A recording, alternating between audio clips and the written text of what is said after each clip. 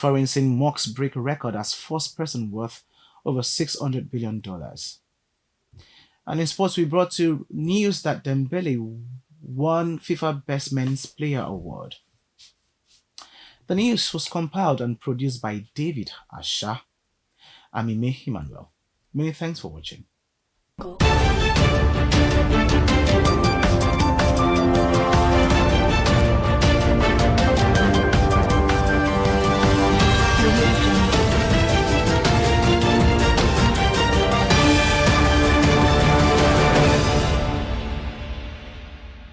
Hello, folks. Well, first of all, as you prepare for the D-Day, may I say Merry Christmas in advance to you. 9 days to go. So, welcome. On Citizen Jones today, we interrogate these issues that are never ending. They keep getting propped up, and you are wondering why. Let's go there. Opposition politicians in Nigeria raise the bogus alarm. President Tinubu, they say, is plotting one-party state. But we ask, do the facts support this? Let's go there. We're indeed living in very interesting times when politicians tend to control the national adrenaline or national blood pressure. When the shoe is in the other leg, the scream for help is deafening. Opposition politicians issued a signed statement that suggests that President Bola Tinubu was vigorously pursuing a one-party state stratagem or addendum, which poses a serious threat to our multi-party democracy. That's what they are saying. Now, for the avoidance of any doubt and for the sake of clarity, may we state that a one-party state is one in which a single political party holds all the governmental power, banning or severely restricting opposition. And countries where this system takes root include China, North Korea, and Cuba. On the African continent, only Eritrea operates the one-party system. That I know for now. Now, former Vice President Atiku Abubakar, a gentleman you can look, almost conclude is a serial defector, along with Peter Obi, David Mark, John Odige Oyegun, a one-time chairman of the APC, the ruling party, are chorusing the one-party anthem. They insist government is using state institutions like the EFCC, the ICPC rather, and the rest to hound opposition politicians to the exclusion of those of the ruling party.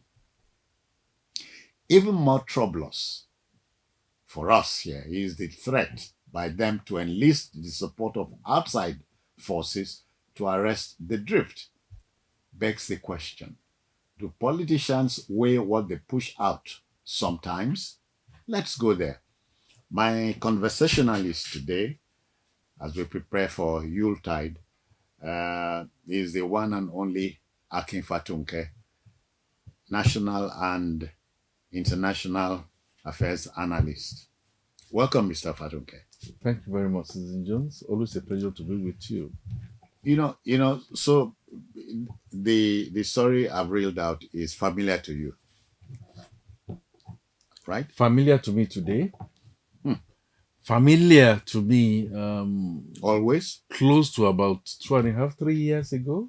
Oh, really? And before then has always been the bandwagon for our politicians. Or you mean the chorus? And except that it's not just limited to Nigeria. It's all over. Politicians will say, and they will control just virtually everything if they don't have their hands on the jigger. For instance, as a digression, do you recall that President Donald Trump insists that he was rigged out the last time? and so many other African countries. So when the shoe is on the other foot, like you rightly said, that's where you begin to hear that it does not fit. In the specific reference to the signing of a communique, is it, or press A statement by opposition political yeah. or opposition politicians, not necessarily opposition political parties. So opposition politicians, because some of them don't belong, we don't know where they belong right now, and quite a number of them have been the same set of politicians who have potted, or jackpot into some other parties, Like they do in soccer.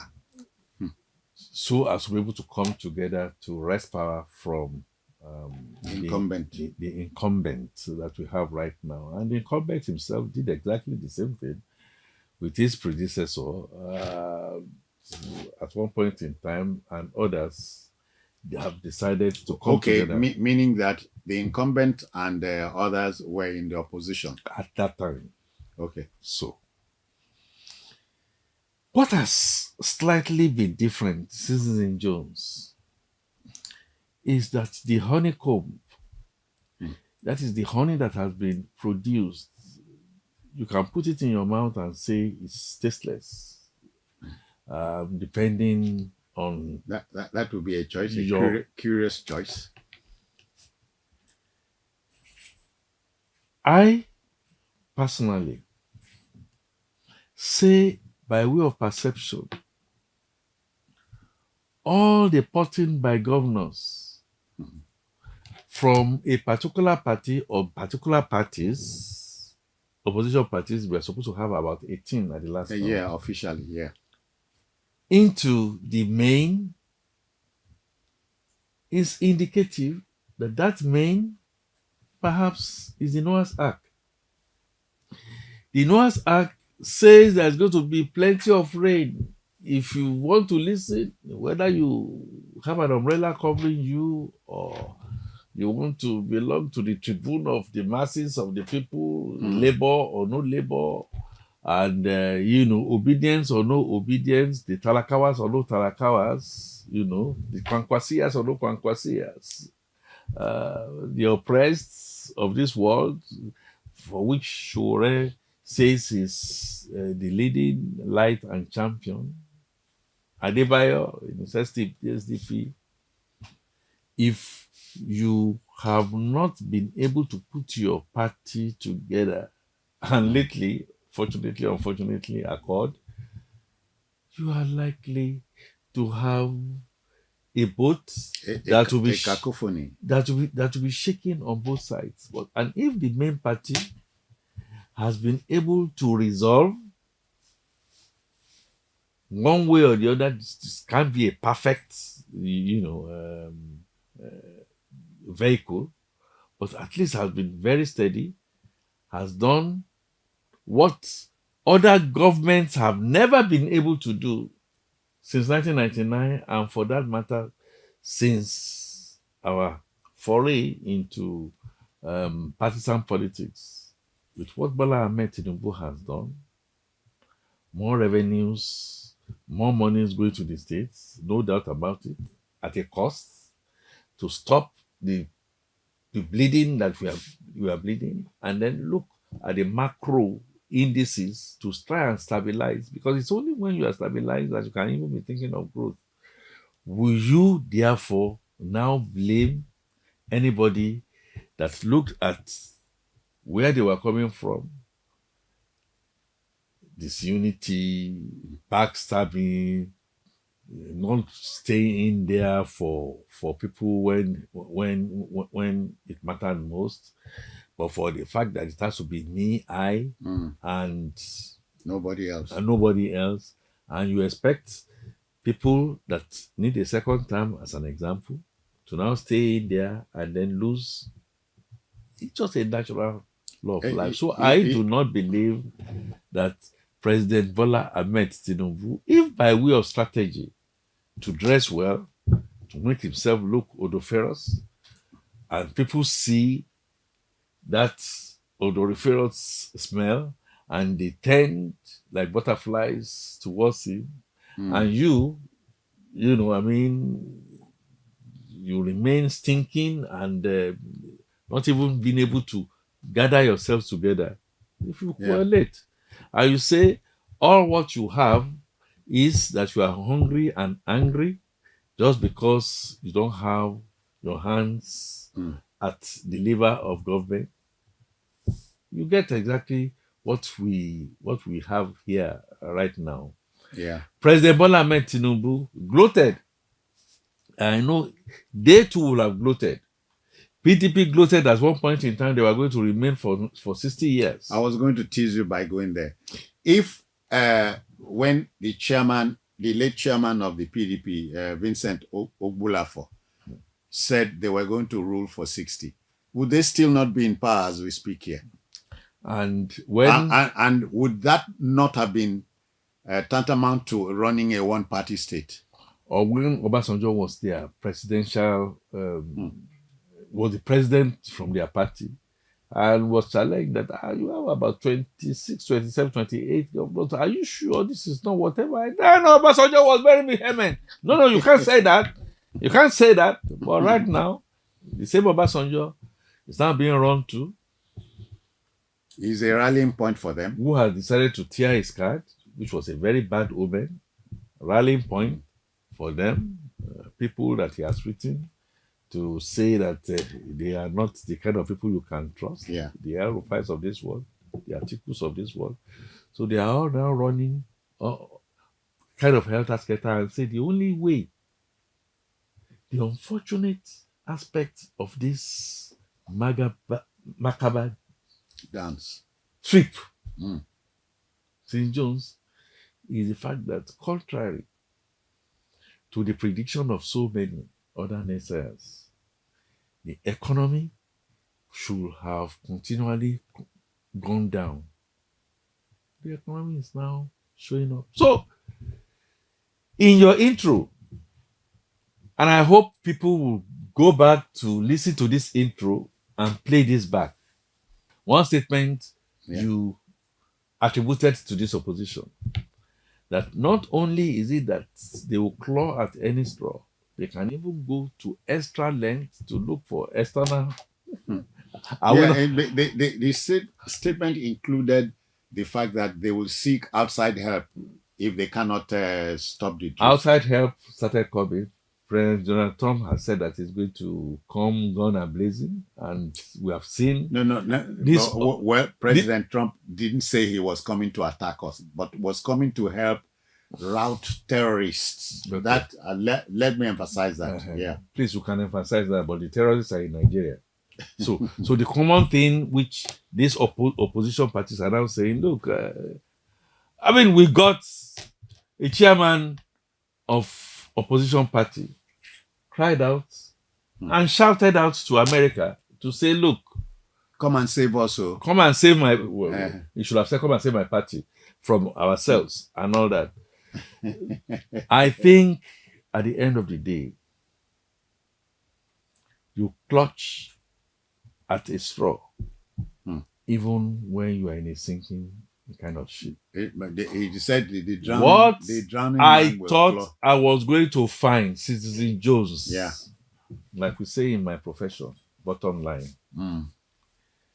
The bottom line of what I thought I was going to see was all these political actors, whether they are patched here or patched there or they have parties, was who have signed a communique and say, haven't gone through what we have gone through, and we see that there is no way we can defeat President Bola Ahmed Tinubu on a good day. We have learned our lessons. Please listen to me very carefully, because you may not agree, and quite a number of people may not agree, but I have a right to say my analysis the way I feel. And he came out and said, I think the presidency should remain in the South for another 4 years, but not Bola Tinubu.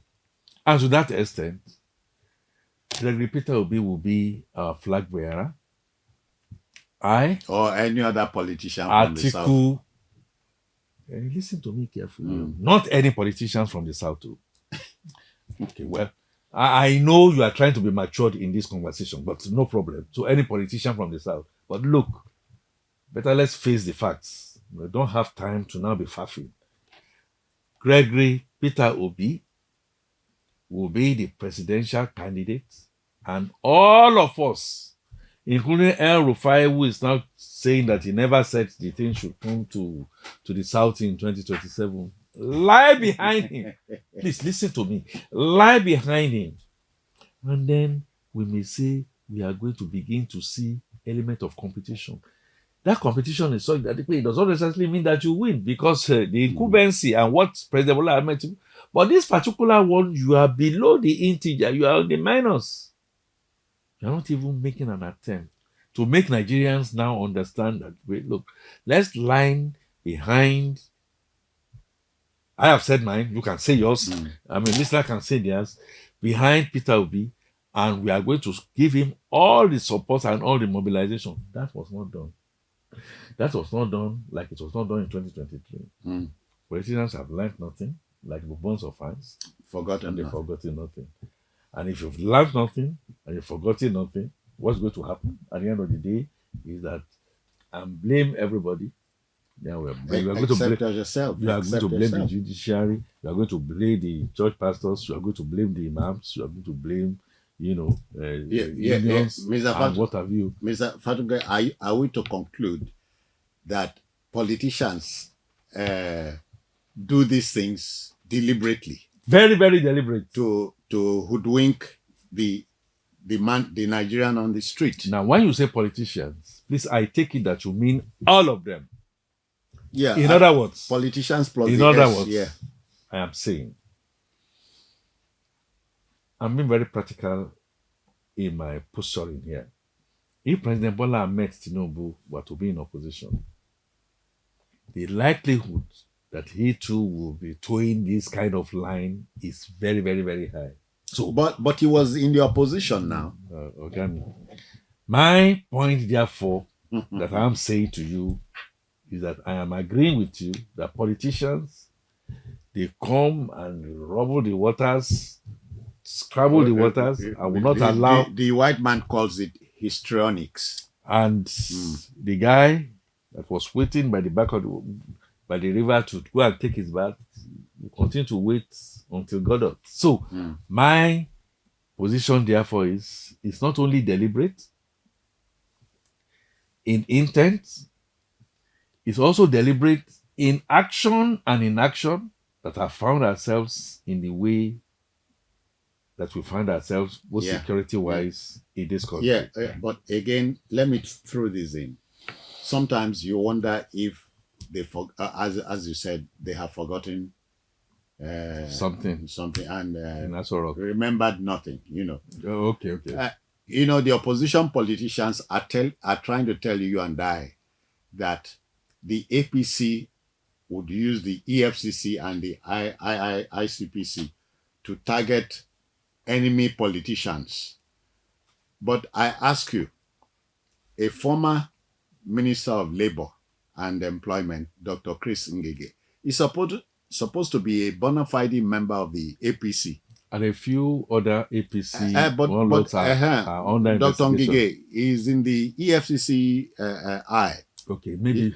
Is it? So have they forgotten that? Okay, maybe. Or it's deliberate? No, it could be that Dr. Ngige is saying that still I'm in the APC, but I'm spelling others. Politicians, you will never be able to get around them. During Obasanjo's time, remember the same thing happened. Oh, Obasanjo is using the FCC. Oh yeah. And I remember President Obasanjo asked a very interesting question. I think it was, media discourse. He said, okay, even if you say that I am targeting you as an opposition, are you guilty or not? You know the way Obasanjo does this thing. Are you guilty or not? So you are saying I should target my own. Okay, I've heard you. Are you beyond reproach? I should target my own. But then you try and be clean. You can't be unclean and say I should be targeting my own, I should be leaving you to be roaming the wild. Otherwise, the question would be: are we saying that to be a good president, you must not punish wrongdoing, even if the wrongdoer is in your party? That is the language of politicians. They will not say it in clear English language, but they say it in their local dialect. They insinuate it. Oh yes, Yeah. in their local dialect, and that is where you now begin to hear, you are marginalizing. Okay, you are not, you are not getting my own people. You are doing part of your own and all that. So, having said what I have said, there's a time and place for everything under heaven, and to everything there is a season. Mm. The wisdom also says that you must be very magnanimous when you are victorious. In victory, yeah. And I think the ruling party should kind of tone down at this time the jeering. Let me call it jeering. The other side will have jeered also, but the jeering. Focus on governance. Do what you need to do. Anybody deliver on your mandate. promises. All the people that are coming to you, sooner than later, they will go back to some of where they belonged to. Nelson Wike has been a consistent ally to Mr. President, purportedly still being in the opposition party. Would they now want to tell me that because they claimed they had sacked Wike, he's no more a PDP member, Yes. a PDP member. Mm. But is he not a PDP member working in a government controlled by the APC? Does it not matter to them? No, it will not matter to them that Bola Ige was with the Progressives and yet came and served, under who now? Under Obasanjo, yeah. Or, even though he got killed. Obasanjo and Babatokne, Progressives served under Abacha, Onogorua served under Abacha. So at that time, it was good, well, and done. Okay. But when it now comes to somebody trying to make reforms, it's not saint. It can't be a saint. He never told you that. And I will never even say that Bola Ahmed Tinubu is saintly.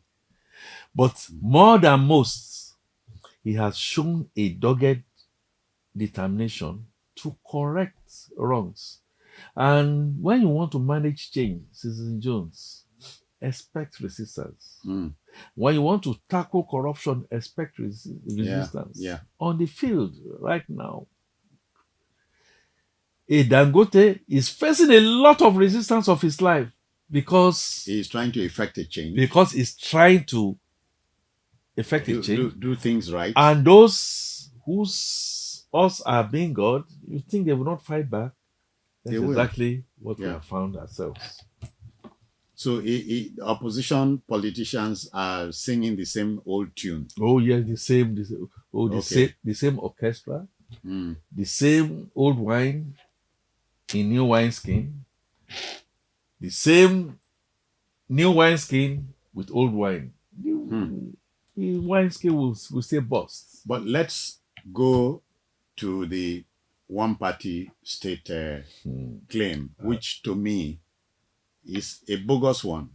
We have agreed that officially we have 18 registered political parties, and these opposition politicians come from many backgrounds. Right. So if we have that, then where is it? How can you say we have only one? That the country is drifting towards a one-party state.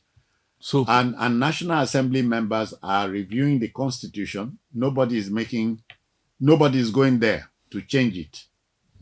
So where is this chorus coming from? The chorus is coming from people who have lost out, who have no clear-cut ideology. All of them don't have clear-cut ideology anyway. all of them are porting from here to there. So take a PDP, for instance, an Atiku decided, against what I describe as all odds, having worked with Kwankwaso to stab others at the back. And then they now turn and they say, look, we are not going to have it. You now begin to see them as being one party. And the same you have now ported from that PDP to another party. What do you expect the people remaining? What did you expect Lamido Sanusi to be saying? And Lamido Sanusi is clearly saying that, look, if we cannot address the inherent problems that are caused by us, it too is going to do an alliance. So before you know what is happening, I threw a kite and I will throw that kite before we finish this program today. I have reasons to believe by their action, maybe they don't intend that it's going to be the way things will go, in law and philosophy, you talk about the elenkai, I have reasons to believe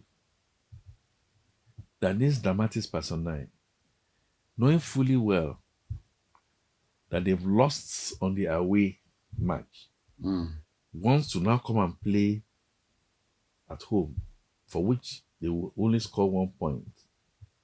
I have a feeling. I hope not an own goal. I have a strong feeling, Susan Jones, that Atiku Abubakar and Peter Obi, perhaps unknown to them, or for one fear or the other, actually supporting the president of the Federal Republic of Nigeria. Otherwise, they will get their act together and do what is needful. My position. Can we begin to take this home, therefore? At least we are appealing to the sense of evaluation of the everyday Nigerian. I'm saying this because in closing, chances are 50-50 that this chorus is being sold to many choirs across this country, if you understand what I mean. I do. And that because we are fast approaching a 2026, which is going to be full of a lot of politicking, toing and froing. So it's time to drop some poison in the water. Correct. And I hope it gets to the throats of so many Nigerians. Exactly. It's premeditated. Not only just premeditated, it's cool aid. And no matter what you do, these followers are not prepared to look and see reason. So their minds have been programmed and preset. It has always been like that. Go that direction, go and kill, go and do whatever it is, even if you know that your ultimate savior is, according to them, is in the camp of your enemies. So if you find yourself being rushed to an emergency ward, and you now then see that the person that is going to operate you now happens to be perhaps somebody of not your tongue, somebody of not your tribe, somebody who is wearing certain things, and they say this is the person that is going to give you a lifeline, what are you going to do? You say to Fiakwa. It's not going to happen to me. And when you say to Fiakwa, before you can land on that, you are gone to the great beyond. That is the reality. So driving it home now, I am not convinced that the followers will be discerning. I'm not convinced that the followers who have made up their minds, that even when they see white, they'll call it black. I'm also not convinced that those they are following for selfish reasons, therefore, will want to toe the line. And President Bola Ahmed Tinubu, in saying all what I have said, also talk directly to you. You have to govern in a way that will give the kind of trust and confidence even to those who are not on your side. Let them say they are not going to vote for you, but don't say that they are not your people. Yeah. Do the best to make sure you live by character, by competence, by capacity, Okay, and by consciousness of the fact that you have the fear of God Okay. for the mandates that you are pulling on. Okay, but let me give this picture. As of December 9 this year, the APC had in total 26 state governors. The PDP has 6 governors. One governor, Labour Party, one governor, ABGA, one governor, NNPP. Right. So if you look at the distribution in the South, the whole of the South have been taken over by PDP governors. APC governors, I beg your pardon. And then in the Southeast, perhaps the only PDP governor would be who now? The only PDP governor ordinarily would have been Enugu man, but Enugu he has ported. He has jappered. Anambra is ABGA. ABGA. Imo is APC. Ebonyi, APC. Ebonyi, APC. Abia, Labour. And which is the other one? Which is the outstanding state now? Okay, Enugu. Okay, I talked about Enugu. Yes, so about 5 you can say in the Southwest, we only have Governor Sheyi Makinde standing. Yes. So and perhaps, the remaining... and perhaps accord with Adeleke now. Okay, Adeleke. Yeah, okay. So the remaining PDP governors are 1 in the South, 5 spread across the 19 states of the North. Right. So don't you think the opposition feels it has lost out on everything? And that's why this anthem is coming now, one party state. Not only is it that they have seen that they have lost out, even in the specific areas that you mentioned, for instance, let me just say, ABGA.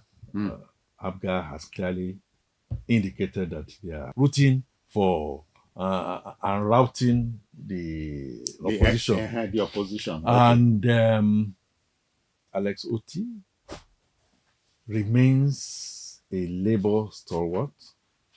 Standing on one leg. Let me even say standing on 2 legs, but it was clear at one particular point in time was asked to say something that ordinarily would have carpeted Mr. President. His answer was very matured. I have always known Mr. President, we've been friends and all that. Yeah. And that I cannot, in all true conscience, say that he has not helped the states. Yeah. In other words, I am telling you that they have gone to their sorcerers or whatever, crystal ball. They've seen all of this, and the only way to stop it would be extra democratic means, either armed takeover and all that, or look for some other crazy thing. A Donald Trump to come and save their parties, and all that. I know this is sounding. The producer this says we is must sounding cynical. We must apply but the brakes here. Let's speak truths. The amount of energy, the amount of the chickenry that is going on. Why don't you direct it to yourself? I just said, go back and do a press statement and make Peter Obi your presidential candidate, and then Atiku, either if you choose to be deputy or look for somebody else, or you become a president. Now they have had to go. This is part of a challenge I have. Okay. You have to go to the Otafama, Obasanjo. What is Obasanjo telling them? Obasanjo might be, that matter, going to do in the second. Obasanjo might be telling. I have a feeling that Obasanjo might be telling them the truth, but would they listen to Obasanjo? Oh, okay, we must apply the brakes here. The point has been made that we must remind the viewer, opposition politicians are raising the dust. the alarm. The President Tinubu, they say, is plotting a one-party state, wants to invoke it on my country, your country. We say the facts on the ground do not support this. Let me thank you, Mr. Akin Fatunke, for interference, your mediation. Thank you, Citizen Jones. And like I said earlier, rooting for Mr. President, even if they are carrying axe, they may be rooting for Mr. President. Who knows? We are out of here. Bye-bye now. Cut this first. Yes.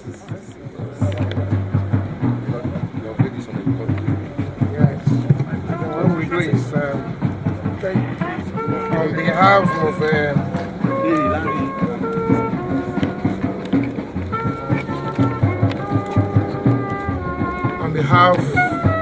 the Governor of Lagos State, Mr. Babajide Olusola Sanwo-Olu, and good people of Lagos State, I am opening and commissioning this edifice in the name of Almighty God and for the benefit of humanity.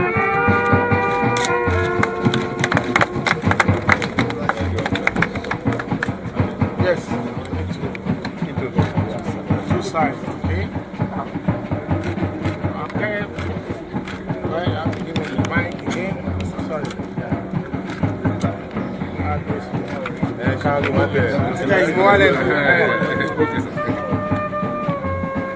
Well, distinguished ladies and gentlemen, you are only seeing me here as the Attorney General of Lagos State. I'm here in the capacity representing His Excellency, the Governor of Lagos State, Mr. Babajide Olusola Sanwo-Olu, at this Ebony Funeral Home.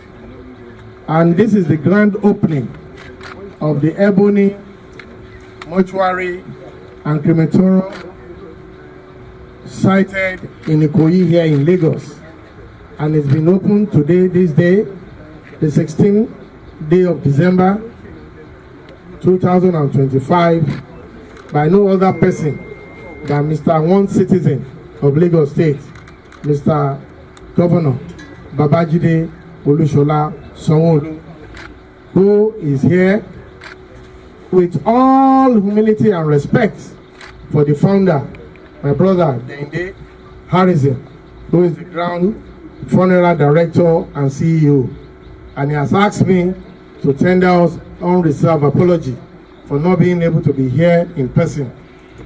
The functions and duties of the state changed this just yesterday night, as at 12 in the night, when things changed and he's unable to come here. So the alternative is to have postponed today, but he has said no, the day must go on, and is delegating me as one of his cabinet member, the ranking, to come and represent him.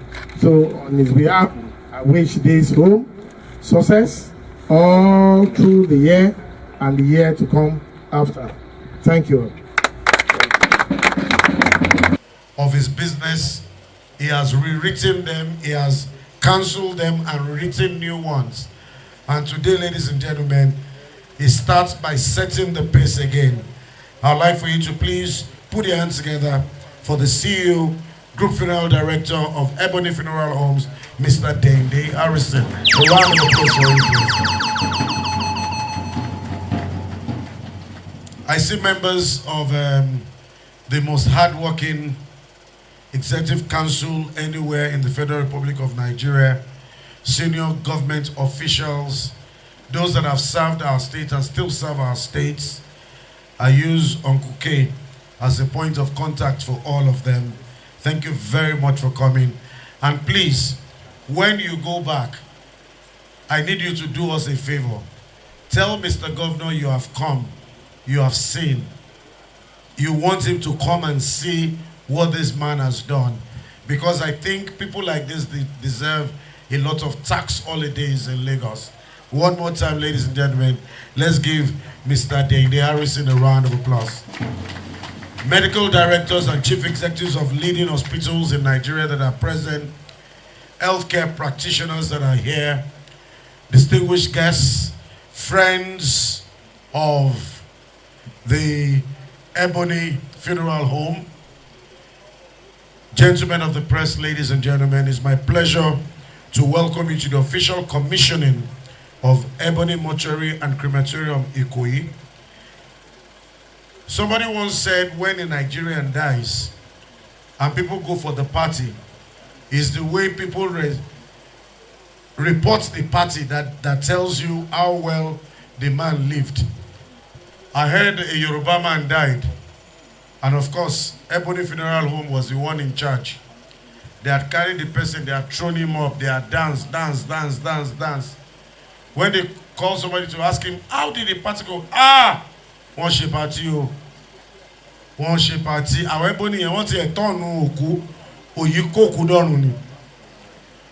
If you ask a Hausa man, this party you are coming from, what happened there? Say, Kai, wallahi, that man where I die, wallahi, I don't die. I don't die. They don't carry me go. They don't bury me. Say, they bury you. Say, Kai, no be me they bury.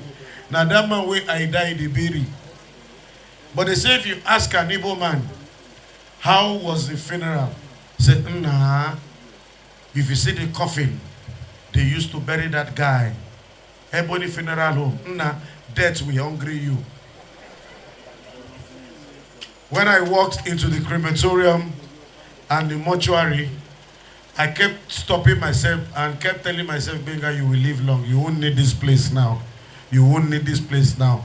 But by the time we're all old, to a ripe old age, and God calls us home, we deserve this kind of treatment. Let's give Ebony another round of applause. Distinguished ladies and gentlemen, I know Mr. Harrison is dotting the I's and crossing the T's, but I think it's important we start. And the DJ should please get the national anthem ready for me. We'll take... Our own dear native land. Don't try and tongue may differ, in brotherhood we stand. Nigerians all are proud to serve a sovereign motherland. God bless Nigeria. Ìgbéga ìpínlẹ̀ Èkó. And even those in the private, who we are, what we do, and where we are. A great man once said, if you don't know who you are, you won't know where you're going to. To tell us about Ebony Funeral Homes, permit me to welcome somebody who should know, a friend of the business, of the family, and of the facility, Mr. Olumuyiwa Fagbola. A round of applause for him, please.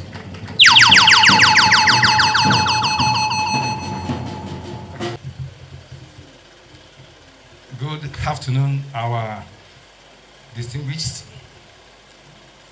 Mr. Governor, Mr. Babajide Olusola Sanwo-Olu, Executive Governor of Lagos State, ably represented Mr. Dendi Harrison, distinguished guests, a recognition of one of our family friends of the family, our brother, Honorable Perry Grillo.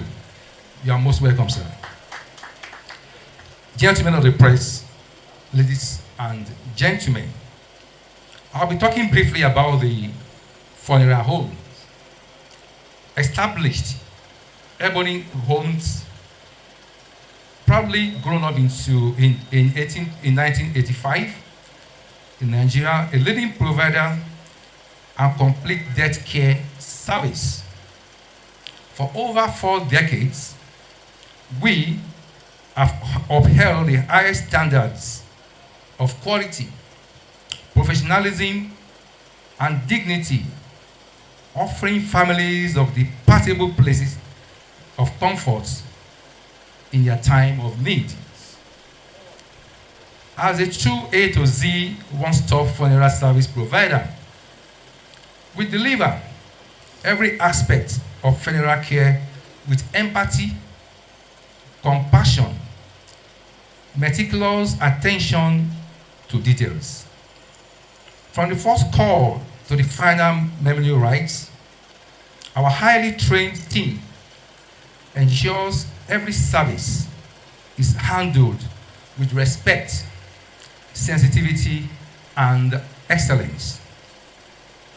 Our expertise covers funeral directing, embalming, repatriation, memorial planning, burial arrangements, and much more. With the introduction of the modern mortuary and crematorium, we continue to expand our capacity, reinforcing our commitment to offering complete and all-inclusive funeral solutions under one trust name. As a proud member of the NFDA in US and NFD in UK, our affiliation reflects a deep dedication and internationally recognized standards in funeral care. Our services are built to meet global benchmark for ethics, quality, and professionalism. Distinguished guests, Mr. Governor, once again, I want to welcome you to this August gathering. And on behalf of the MD, CEO of this group, I say a big thank you to you and welcome.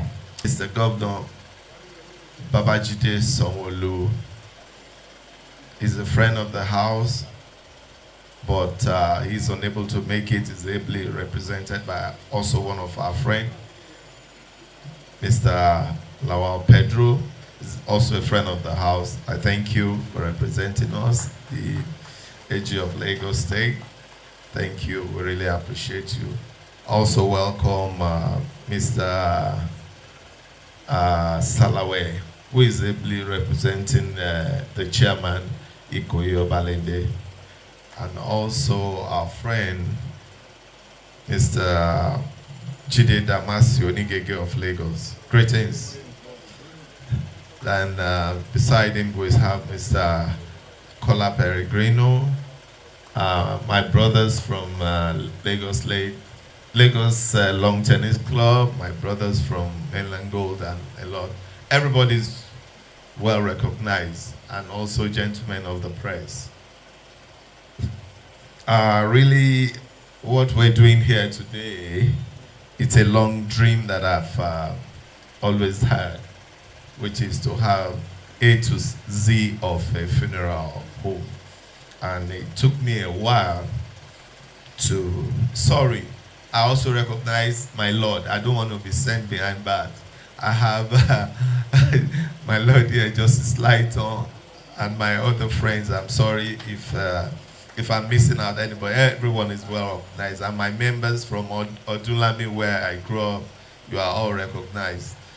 Now, like I said, it's such a dream that majority of us that grew up in Odunlami, one thing that the street is synonymous with is casket and funeral. As we're growing up, the first thing you see in the morning when you step out of your family house is casket all over the street, and the last thing you see before you go back in is a casket and people mourning and selling casket. So it's and apart from that, I think it has to do with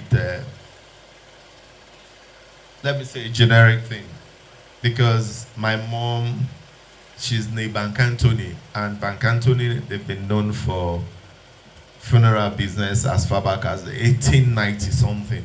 So I don't know how I came into it, but as God will have it, here I am, and I'm trying to put my dream together. I don't know. This is how far I've gone.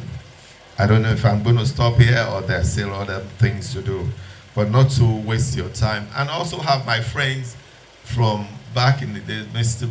The Wine Chase. They are also here with me. Sorry, I almost missed you guys out. I recognize you too. Okay.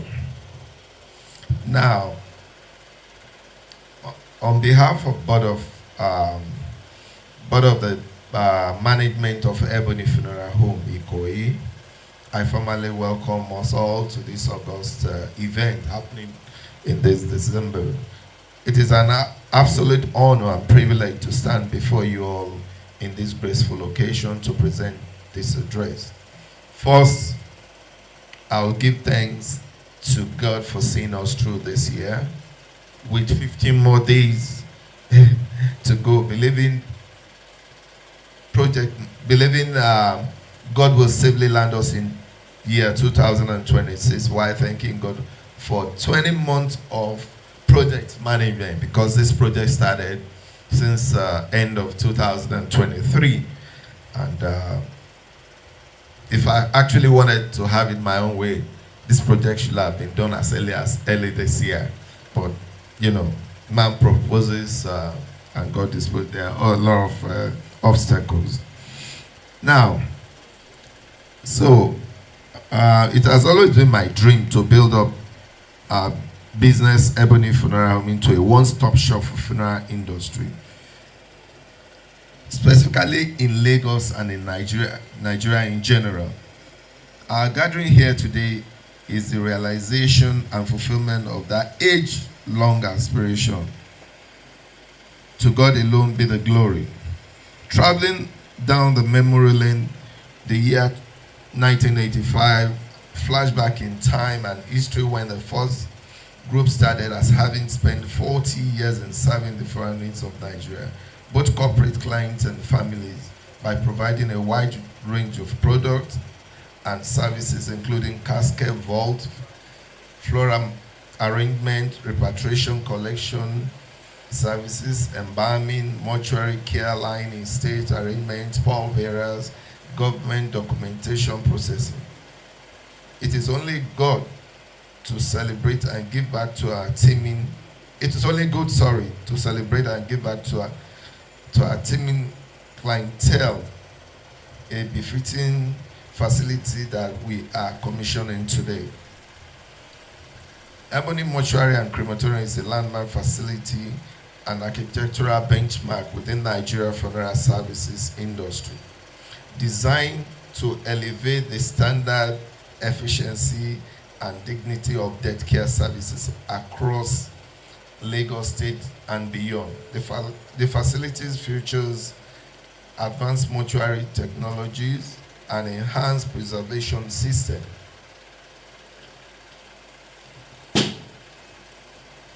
Modern embalming and preparation theaters, a fully equipped global complement cremation suite, family viewing and consultation lounges, stretching cemetery and vault support services. Mr. Governor, sir, this feature reflects our corporate unwavering commitment to Lagos State vision for improved public health infrastructure and responsible end-of-life management. All these are sharp contrast with our brand promises. Despite our organic growth over the 40 years, we remain constant in optional services, quality, benefiting an organization with a long-standing reputation like Ebony Funeral Home. The significance of Ebony Mortuary and Crematorium underscores a total reflection of our corporate commitment to Lagos State healthcare, and this facility is in perfect alignment with the CHMAS Public Health Advanced Through Complementary Private Sector Initiative. But I conclude this speech. I'm filled with immense gratitude to Mr. Governor for unveiling us this needed approval to execute this project. To our supervisory ministry led by the amiable, honorable Commissioner for Health then, Professor Emmanuel Abayomi. The Ebony Funeral recognizes the significant contribution of our esteemed ministry. Prof, we are We really and truly appreciate your support and cooperation. I'm grateful, sir, to my highly travelized, esteemed Ebony Funeral family team at home here with us and in diaspora. I recognize your significant contribution to this milestone growth. Our corporate relationship and friendship I really treasure. Its value no one can measure. I want to implore us all to keep transforming the possibility and opportunity before us into stories of success, triumph, ìgbéga ìpínlẹ̀ Èkó tó jẹ́ wá àjùmọ̀ṣe gbogbo wa ní o àmì. Looking ahead into 2026, I welcome you all to this new year, which will certainly be a year of possibility, prosperity, promotion, and greater achievement for us all. Thank you all. Of thanks, national anthem, then we inspect the facility.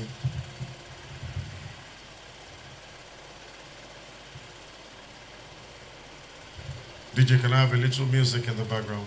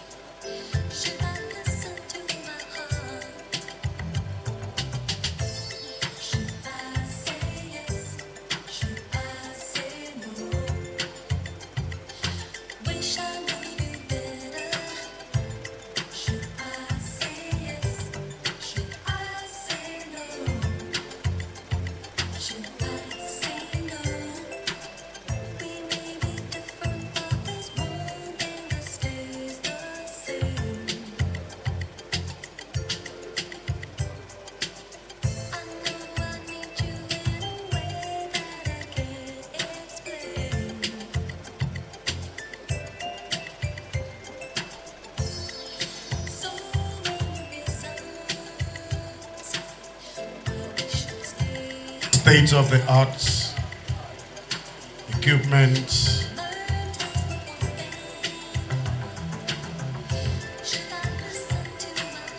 later you'll see private viewing rooms. The respect your departed truly deserve.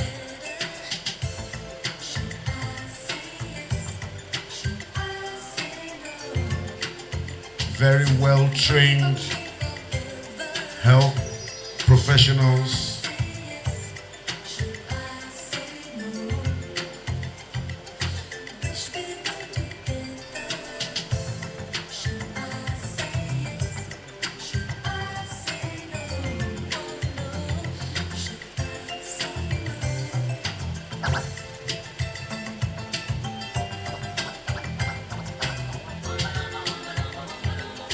Neat, hygienic,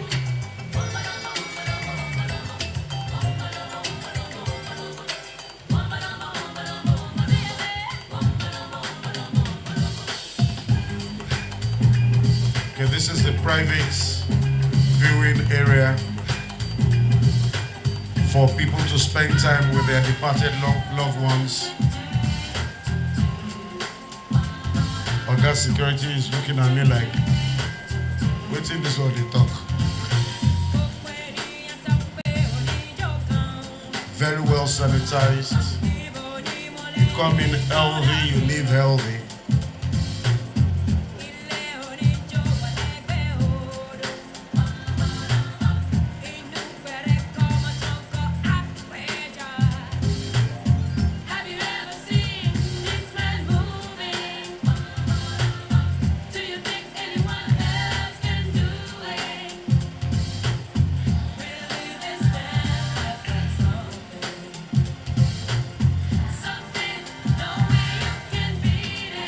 to tell you what this is later, but it's the private single cabin.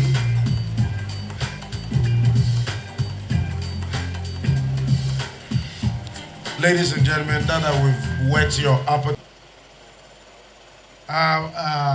Let me see, permit me to recognize my fellow ESCO members. I spoke to some. We have so many important state functions today. Some may be joining us before the end of the program. Also, government officials here with specific reference to the health practitioners, both in government service and outside. And I cannot, but my brother, my Lord, Honorable Joseph, he has not left me. Honorable Joseph Lighton, I welcome you and other members of the bench that may be here. I have the chairman of the local government ably represented, my brother, I welcome you. And of course, Egbon is here, Onigege himself, Egbon Jide Damasio, Honorable Jide Damasio, Honorable Kola Peregrino, my brother that gave the preface, Mr. Fagbola, and of course, I come to the big masquerade, Dende himself, Dende Harrison, the founder and CEO of Weboni Funeral Home. I have Mr. Governor's best wishes for you, and he has asked me to deliver this message on his behalf. He is pleased to be here, ably represented by my humble self, to formally commission the Ebony Mortuary and Crematorium, a world-class facility that represents innovation, compassion, and modern service delivery in a sector that is often overlooked but fundamentally essential to every society. Today's event is not merely the opening of a physical structure. It is the unveiling of a thoughtful design facility that speaks to dignity in death, respect for diverse cultural and religious preferences, and the need for Lagos to continually modernize its social infrastructure in line with global best practices.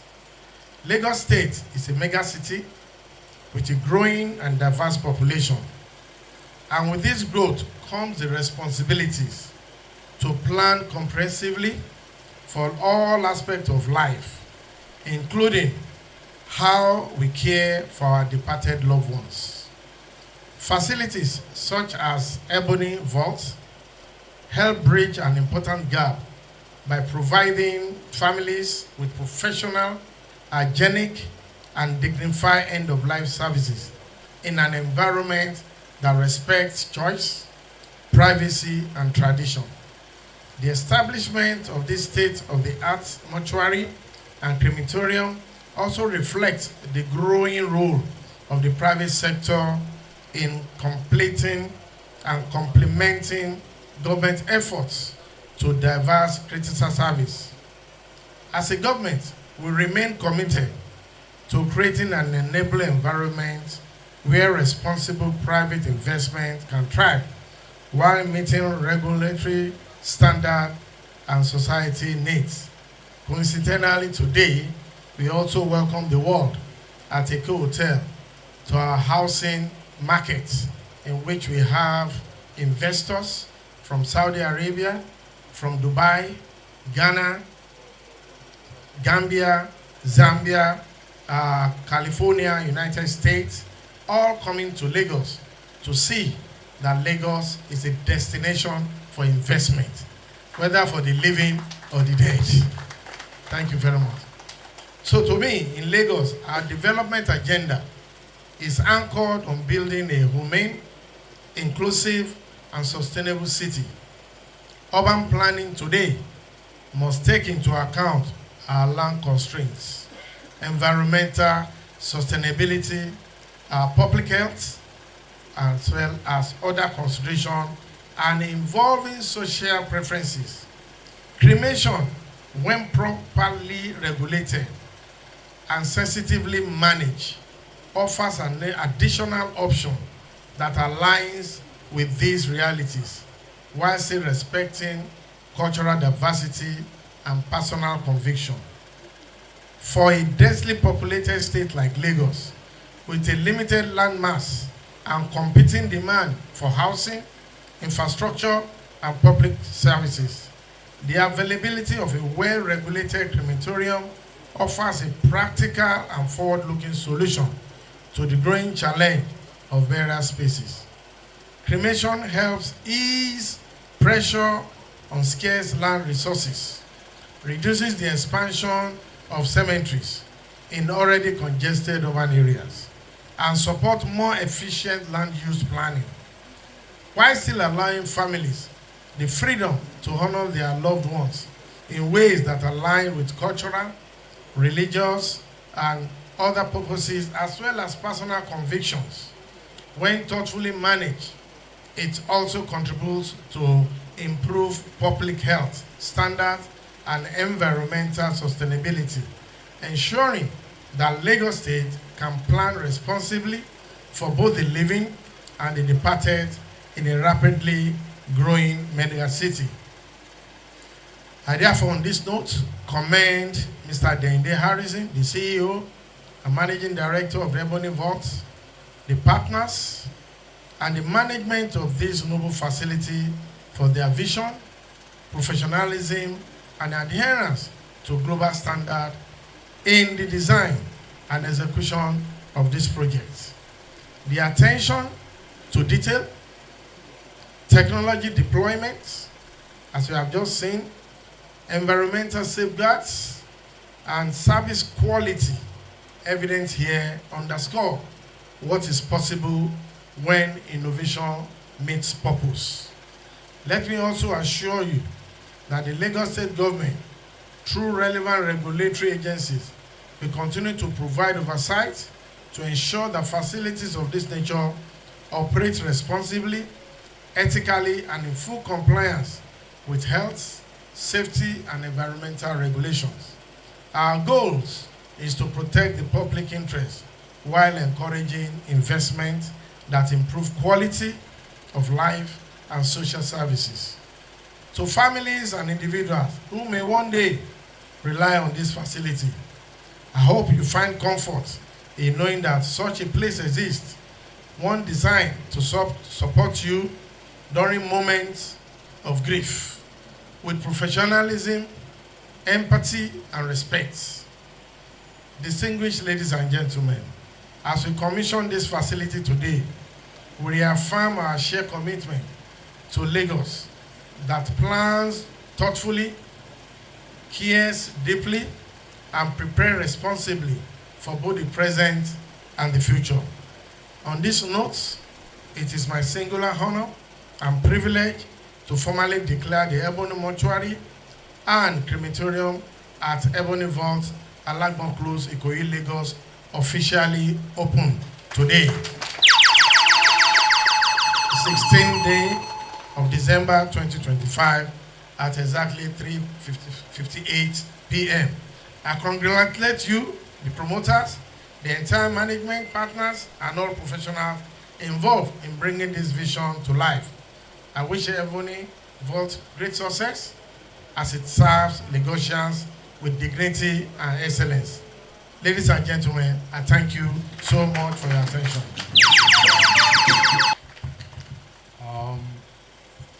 On behalf of the CEO, Chairman of Ebony Group,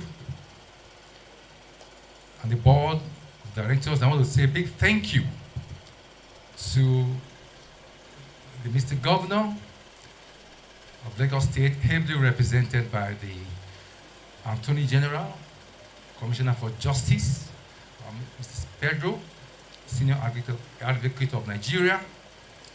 I want to thank all our distinguished guests that they found time to come around this afternoon, despite heavy traffic, usual traffic in Lagos, that you have found time to come to this place to grace this occasion. I want to say a big thank you to you. As you leave here, I want you to be our ambassador in such a way that by the time you see the facilities that we've put put up there so we can have a good representation, a good patronage from you. And I'm sure the chairman will give a very good discount. Am I right, sir? On behalf of my brother, Mr. Dende Harrison, and members of Ebony Group, I want to say welcome once again. Thank you for coming, and I wish you safe journey to your different homes. God bless you. Thank you very much. I appreciate it.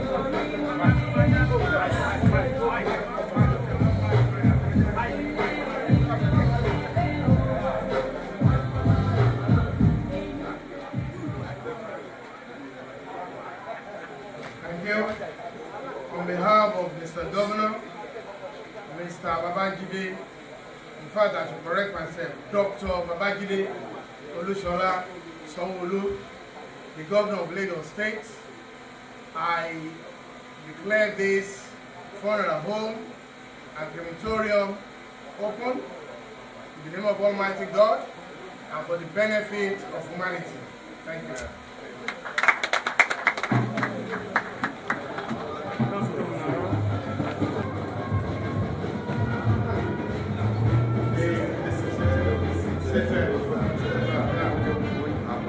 Family of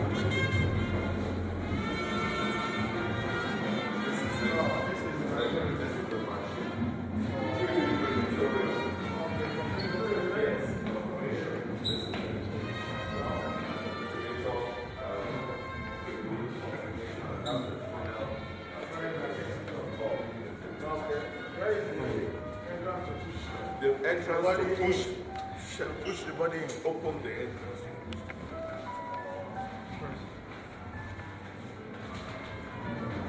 Sorry. Yeah.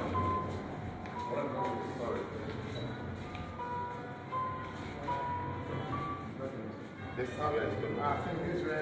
This is where it goes in, goes in, the ashes gather here. Gather here at the end of the day. Yeah. After the ashes, we'll put it inside this blender. This is like a blender to blend everything to ashes. Okay. See, that's it's open. That's okay. That's good. It's like then after we blend it with that machine, we'll gather everything. We'll now ask the family. okay. We'll ask the family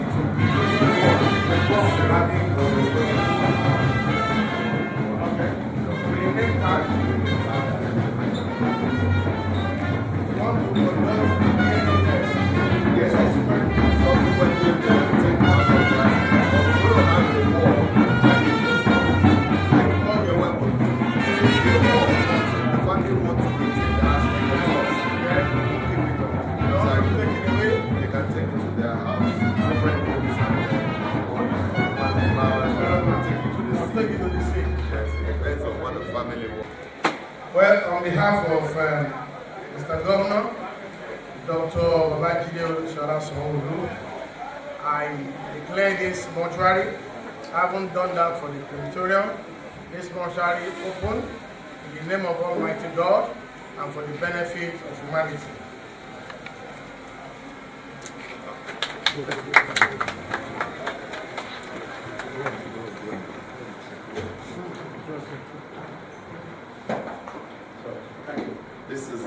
This is where we have. This is the reception where the family can sit while we're doing the paperwork. That's where the reception is. Yes. And this is the lobby. Okay. We go this way to the ground floor. Yes. Yes. Is that you do the washing or what? The washing. Okay. The washing and dressing. embalming, post-mortem. This are the machines that we yes, iron. That's the position. So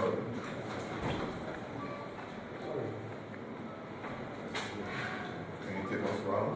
Okay. That's the embalming machine. This is the prep room. And the table for the embalming post-mortem. This is the embalming machine. It's vacuum and pressure. For the embalming suit. Then after the embalming has been done, it's a suction machine. It's called aspiration. After the embalming, you join the hose to the machine. This is called a choker. To remove the yes, this is called a choker. We have it to the hose. This machine. It's a vacuum and pressure to vacuum whatever fluid that is left inside the body. Then after that, it's called aspiration. We aspirate the body.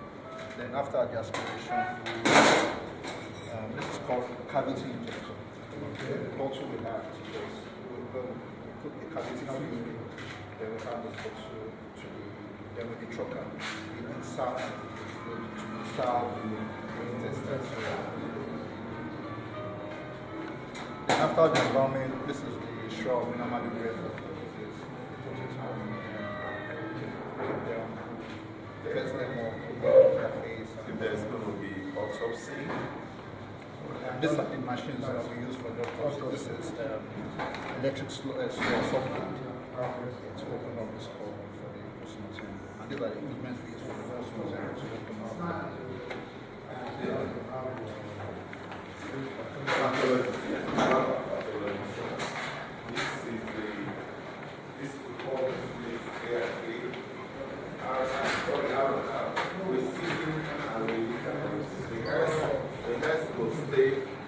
the hearse will stay there. We'll bring through with a trolley. We'll bring the body into this place. If we're taking the remains upstairs, we'll have a ramp to go upstairs. If we're taking the remains upstairs, we'll use the ramp. But for the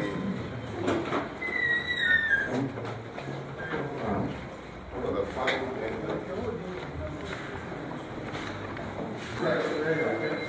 yes. These are the fridges. These are the fridges. Three on this side, three on the other side. Yes. Then apart from that, we also have the general walk. This is called the general walk. This will take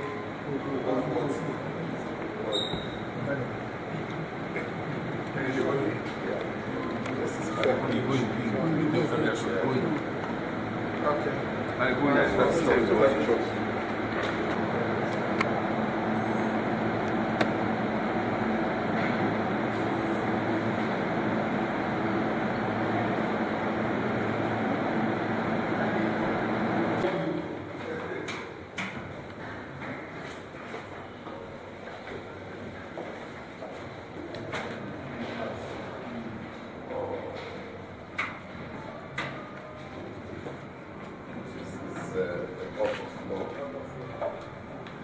This is where the ramp will land. Okay, there you come. This is the landing of the ramp. Yes. Yes, sir. Then, this is this is the upper floor. Yes. Autopsy, embalming. Yes. Then we have extra room here, extra bed. They're working on other bodies. That's another extra.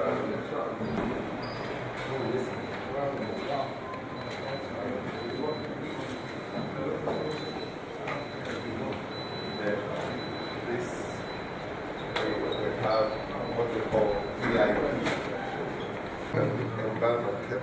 Here for months, depends on what the family wants. If you want their father-in-law body in the VIP room, anytime you come, you can sit down, pray, go and just close it up and leave it there. And there for months.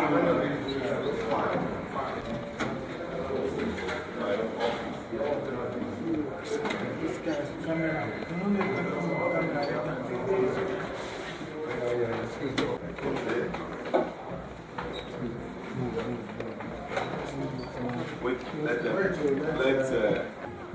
let me show that up, please.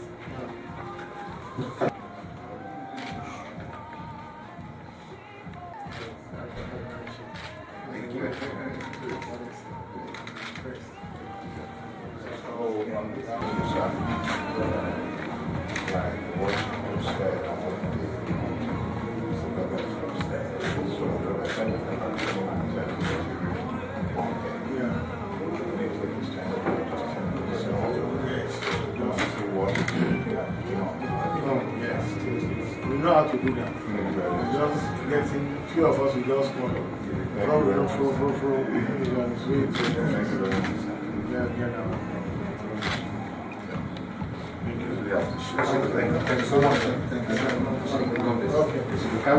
As the world celebrates you on this remarkable occasion of your 72nd birthday, we join family, friends, well-wishers, and the global BOS Biscon family in honoring a man whose life continues to illuminate the media landscape with excellence, integrity, and unparalleled dedication. Prince Biscon, we salute not just your years, but the depth of impact you have made through a career defined by class, culture, consistency, and an unshakable commitment to giving Nigeria and the world stories told with dignity and truth. At 72, you remain a symbol of grace in leadership, a towering pillar of professionalism, and a shining example of what is possible when passion meets purpose. Your voice has shaped generations, your platform has elevated countless lives, and your legacy continues to inspire aspiring broadcasters, media practitioners, and leaders across every field. We celebrate your brilliance, your resilience, your generosity, and the remarkable journey that has brought you to this new chapter. May this birthday usher in renewed strength, divine health, boundless joy, and the fulfillment of every long-held desire of your heart. May the years ahead be even more glorious than the path behind, as you continue to shine as a father, mentor, icon, and national treasure. Happy 72nd birthday, Prince Biscon. The world honors you today and always. The Creative Industry Group CIG has worked all year round, and now it's time to drop our pens, post a conference, and invite our friends to party with us like never before. On the occasion of our end-of-year party and awards night, as CIG will also be honoring top personalities who have contributed immensely towards the growth of the creative industry. Personalities such as legendary Ima Ogosi, Ambrose Shomide, CEO Smiles FM, Otumba Femi Davis, Olorogun Gloria Ibru, legendary Alex O, Cordelia Okpe, AIG Margaret Agebeochala, AIG Zone 2, Femi Adenibibe aka Kwame, CEO Nigeria TV, Isaac Ananeka Moses of Goge Africa, Chief Ann Njemanze, Ambassador Queen Blessing Ebigeson, President Movie Producers Association of Nigeria, and veteran sound engineer Sydney Oputa. It promises to be a night of mega celebrations with lots of music, comedy, dance, food, and drinks. Date Sunday 21st December 2025. Time 5 p.m. Venue Real Duke Duchess Hotel and Suites, 10A Otumba Benga Fashion Lane of Jasper Osage Street by New Okoba Police Station, Abulegba, Lagos. Come celebrate with us. CIG. We are bridging the gap.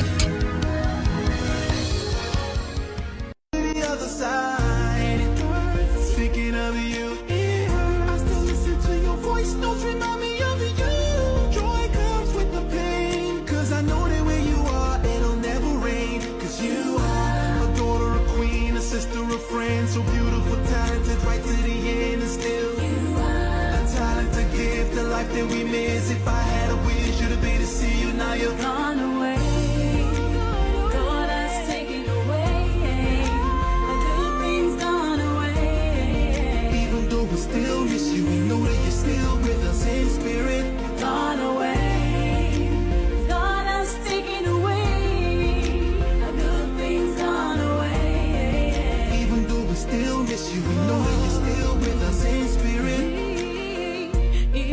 sad to know you've done so long, even though we know you made us strong. Cause everything you left behind you, it's a memory I'll cherish to remind me of you.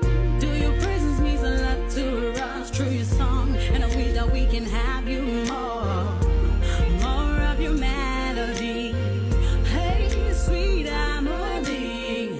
Not having you around puts us in a lonely place. Ain't nobody else can feel this empty space. Why did you have to go? No, no, no, no. A star in the sky.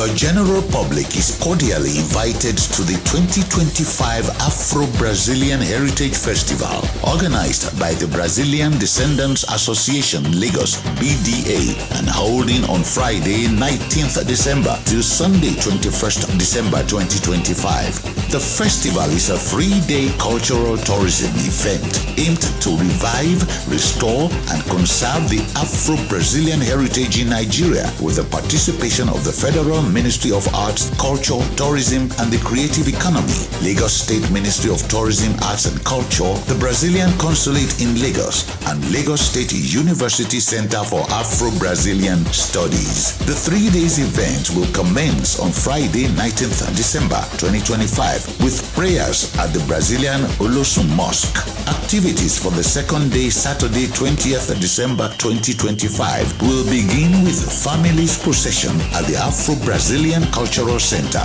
18 Catholic Mission Street, Lagos Island, from 12 p.m. prompt, followed by laying of wreaths at the campus Memorial Mini Stadium, after which the annual memorial lecture, Afro-Brazilian Cultural and Traditional Display, will take place at the Tafawa Balewa Cricket Pitch, Lagos Island. The last day, Sunday 21st December, is Thanksgiving Church Service at the Holy Cross Cathedral, Lagos Island at 8:30 a.m. Your presence will greatly enrich the 2025 Afro-Brazilian Heritage Festival, and we look forward to celebrating our vibrant culture together.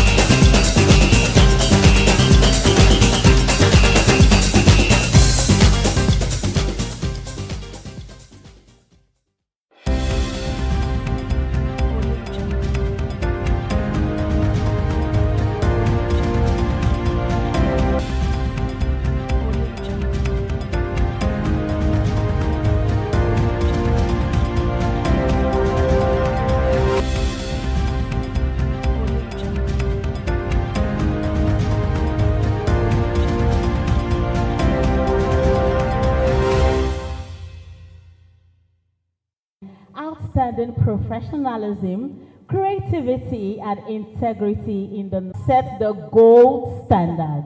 As we celebrate these achievements, let's remember that the media is not just a mirror, but a compass guiding our democracy and development. So sit back, relax, get ready for an unforgettable night of recognition and entertainment. My name is Claude Mwamba, General Manager, Transperfect Media, Nigeria.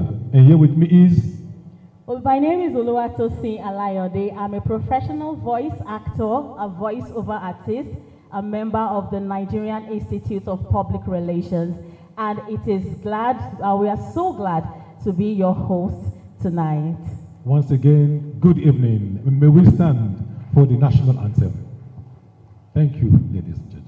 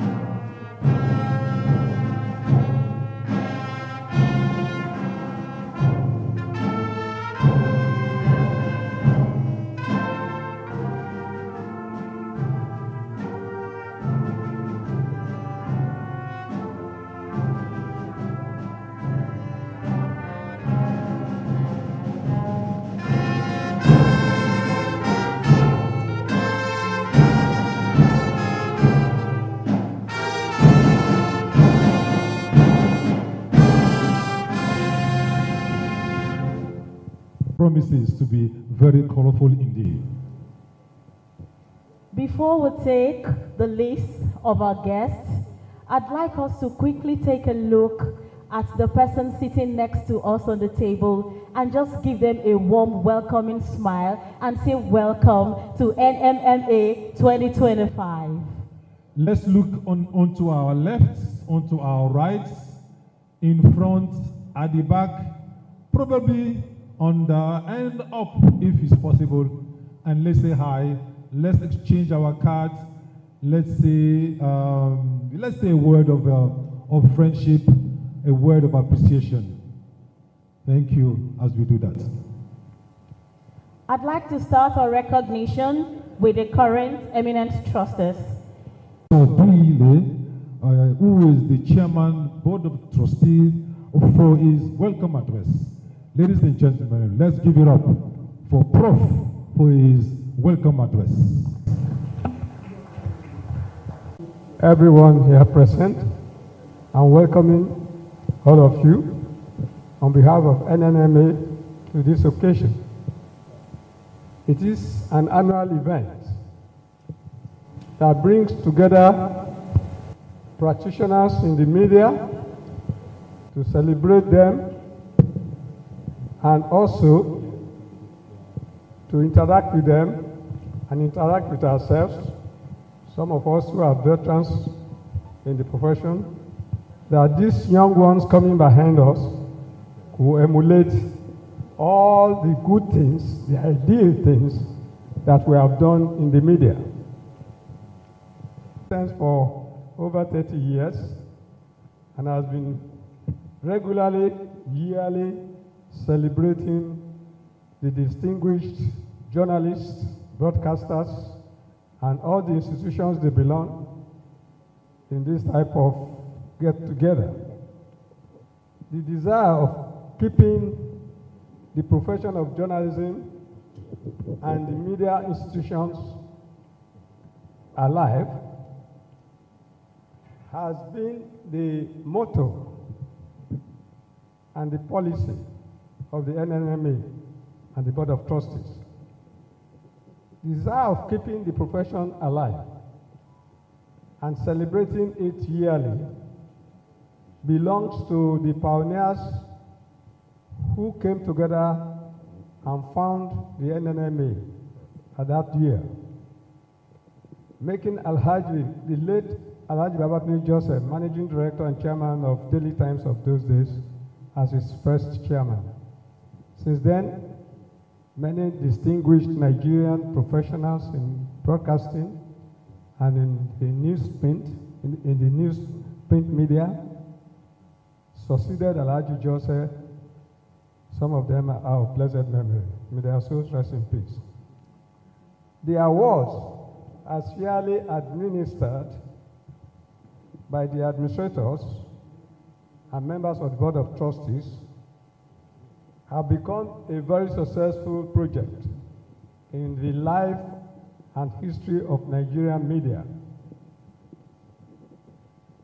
I want to describe this project, this NNMA Awards, yearly awards, as a fantastic idea which was derived from the British system or the British media system, that is the National Award of Britain, the British Media Award. We have similar policies and similar functions to at least highlight the best of the best in the media every year. Yes, we have other media award organizations, but you cannot, or you will agree with me, that Nigerian Media Merit Award, being the pioneer media award winning giving institution in this country, has continuously been recognized all over the world as one of the best media award organizations here in Nigeria. The whole idea is to portray journalism, profession, broadcasting, and media practice in general as a profession intellectualism, and ethical undertakings in the media world. Ethical in the sense that those who are winning the awards, who have passed through the schools of journalism, who have passed through many newsrooms, have to exhibit, beg your pardon, have to exhibit the flair for the profession, and their ethical behavior are also accountable for winning whatever award they have today. We have many of them on the list, but that's not my instruction is to give you a welcome address, and I have to be very brief because the day is spent. I want to also thank you very much for coming, but try to say much about the idea of coming here today is to welcome and congratulate those winners of this year's awards, because they have distinguished themselves as good professionals, ethical professionals, good journalists, good writers, good columnists, good storytellers, good broadcasters, etc.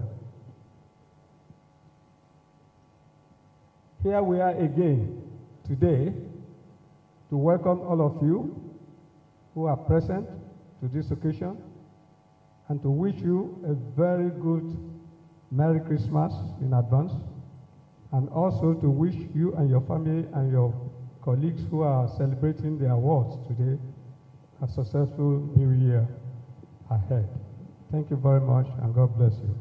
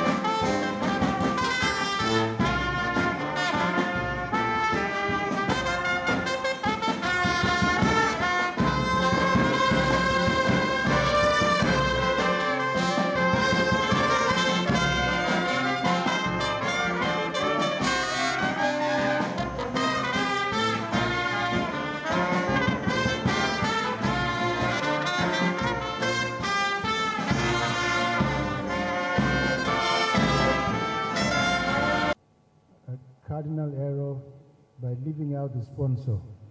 So I'll start by saying hello to our sponsors, Chairman, Board of Trustees of NMMA, members of the panel of assessors, nominees, distinguished ladies and gentlemen.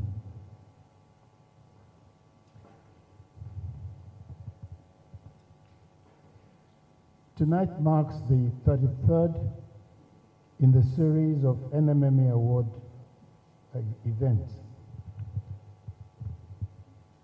No question about it, 33 years is a lot of time, and different things that happened and changes have also occurred.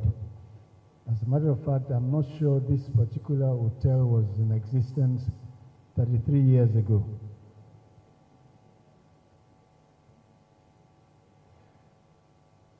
Despite all the changes, there are certain things that don't change. In our case, it is our dedication to fairness.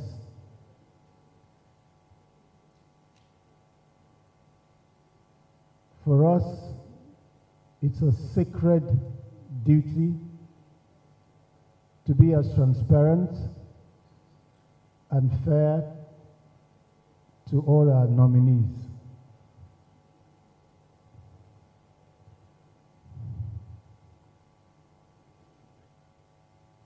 Every now and again, I get asked the question, how do you determine who is a winner of NMMA?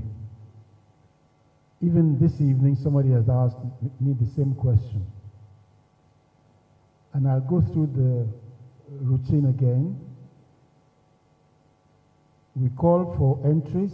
If you want to win, you have to submit entries of your best work. And then when we receive the entries, they're passed on to our panel of assessors.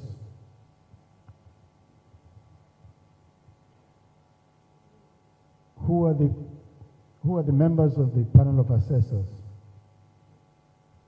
We have experts from the academia and experienced professionals in various aspects of the media world.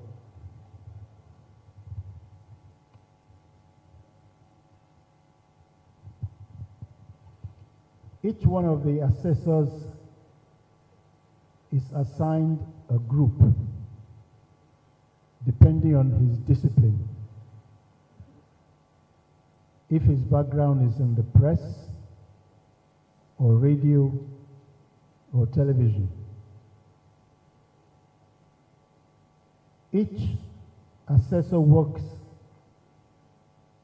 individually within the group. And what we do is we share out the work. We don't try to overload the assessors. This year, for instance, we have about 800 entries. Now, to expect one person to work on 800 entries might be asking for too much. So we share out the work into the various groups. But no one assessor is responsible for the outcome of the results of any entry. At least 4 or 5 people in a subgroup will work on every entry. Subsequently, members of the group will get together to review and to reconcile their scores. Sometimes you have assessors who may be generous, and you could have some assessors who are not so generous. But in the final analysis, the scores of 4 or 5 people are brought together and we have the average. So it evens out in the final analysis and you get the right score. And we also have a cutoff point. Anybody who wins tonight in any category must score at least 70%. So if anybody is brought up to the podium as having won in any category, please recognize the fact that he must have scored at least 70%. Now, what separates one award from another? And there are several award bodies in the country who offer awards in various events. What separates one from the other is the quality, the integrity, and the reputation of those who assess the scores. We are lucky to have, as founding fathers, some of the most distinguished media people in the country. As the chairman said earlier on, the first chairman of the board of trustees was a well-known head of Daily Times at the time, Alhaji Babatunde Jose. We also had on the trustee, as one of the trustees, Dr. Christopher Kolade, who was also well known in broadcasting as a member of the Board of Trustees. Not too long ago, we lost another member, Mrs. Doyin Abiola, who passed on a couple of months ago.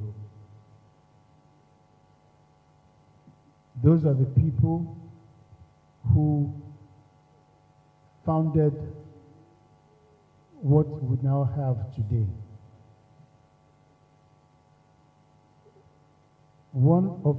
Not all the founding fathers are gone. Some of the more distinguished members of the Board of Trustees are still with us and may, in fact, show up tonight, like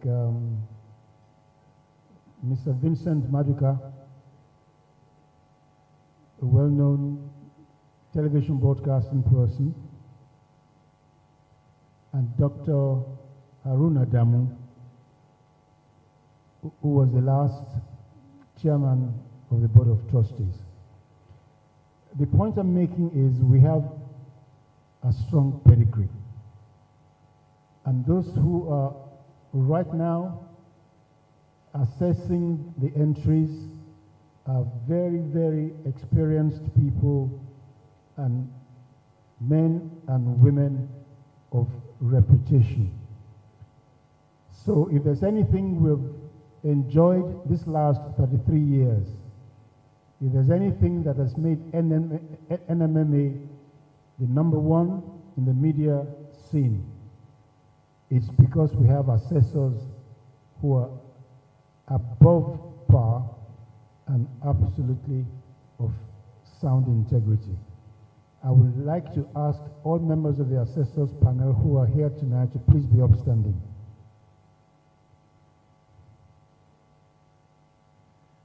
Please give them a round of applause. Some of them have come from as far away as Kano, Abuja, Enugu, and the rest of it.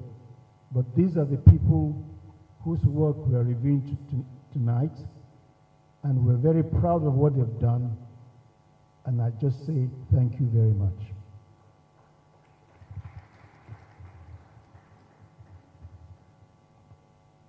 We've talked about things that don't change, like our dedication to fairness.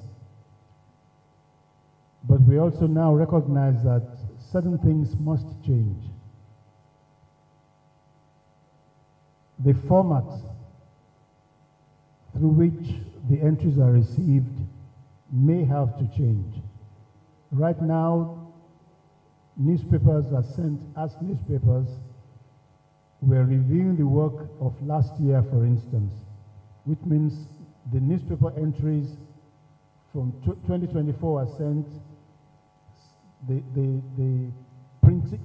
There are smudges in some of the entries. There are folds which can cause the loss of some of the words. You have tapes for television and radio, CDs. Anybody knows that to even find a CD player now is a very difficult job. So there's a chance that we'll go digital. We are reviewing this, and there's a likelihood that this time next year, all the entries will have come through the digital method, which will make things easier for everybody and which will make the job of assessing also a lot easier.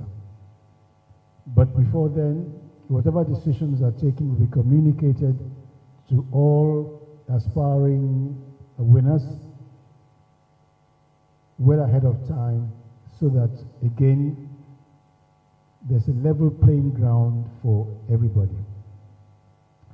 That's about it. It remains for me to wish all the nominees the best of luck and to congratulate those of them who may win tonight. Some careers will be launched tonight. Many of the winners of the NMMA prize had gone on to do a cardinal error by leaving out the sponsor. So I'll start by saying hello to our sponsor. We are going to have two people coming forward so that they can present the award. We have first and foremost Dr. Mrs. Elizabeth Ikem, and then we have Malam Danyaro Muhammad, retired Information Ministry, Permanent Secretary, Kano State. Please, can we have them coming forward? Dr. Mrs. Elizabeth is the former provost, Nigerian Institute of Journalism. Please celebrate them as they come on stage. And now to the first group of the award presentation for NMMA 2025. MKO Abiola Prize for Sports Reporter of the Year are Segun Odunayo, Punch newspaper; Ajibade Olusesan, Saturday Telegraph; Alimi Taiwo, The Nation.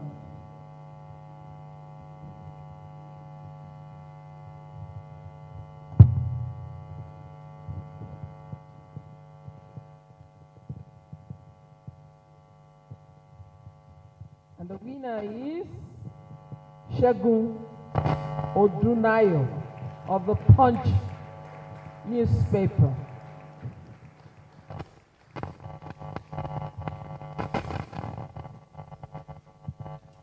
He's here. Please, let's give him a round of applause. He's the winner for our very first category tonight.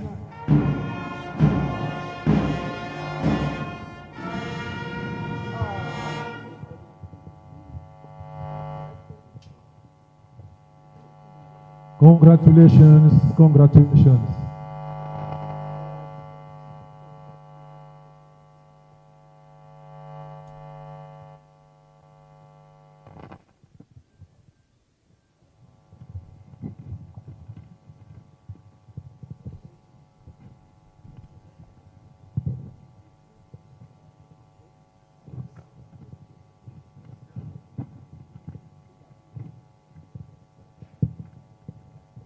Thank you. Congratulations. Thank you so much. Please celebrate him once again. Congratulations, Segun Odunayo. Sonny Odogu Prize for Business Reporter of the Year. And the winner no, these are the nominees. Babatunde that name Titilola. Babatunde Titiola. Benga Salahu, The Guardian. Jeremiah Kingsley, The Guardian. And the winner is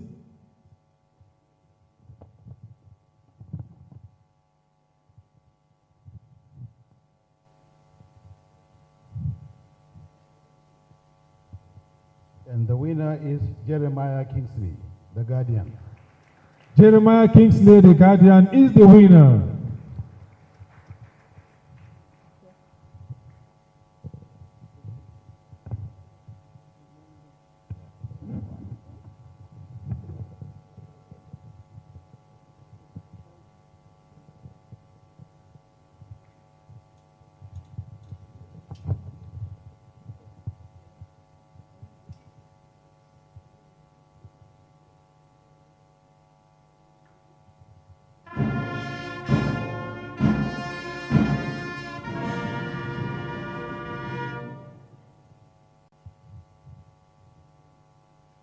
Congratulations. Next, please.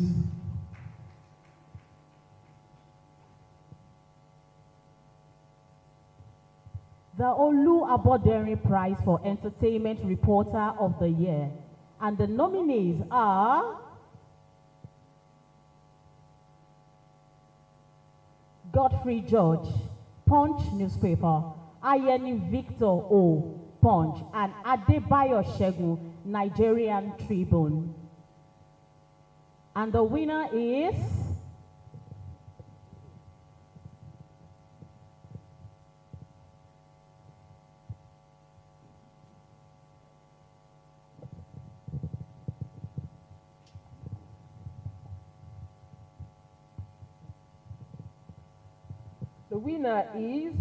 Adebayo Shegun of the Nigerian Tribune newspaper. Congratulations. Congratulations.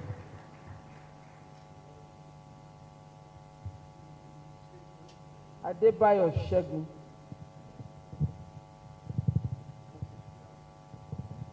Okay.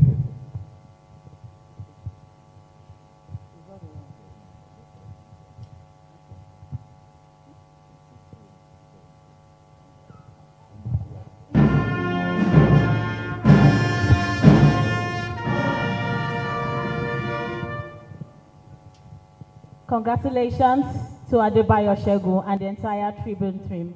Please put your hands together for them once again.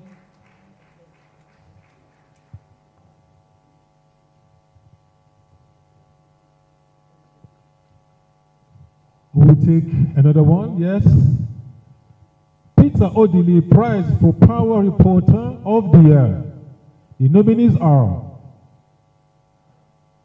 Oludare Abraham Punch, Chikodi Anthony, Donation, O Lade Sope, New Telegraph. And the winner is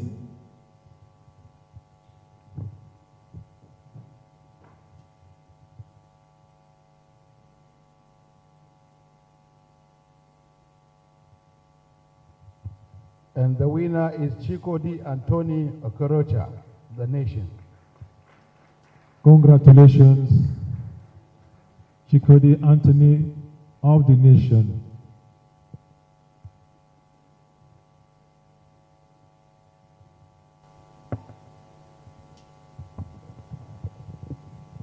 Chikodi Anthony, do we have him or have anyone representing him, picking this on his behalf?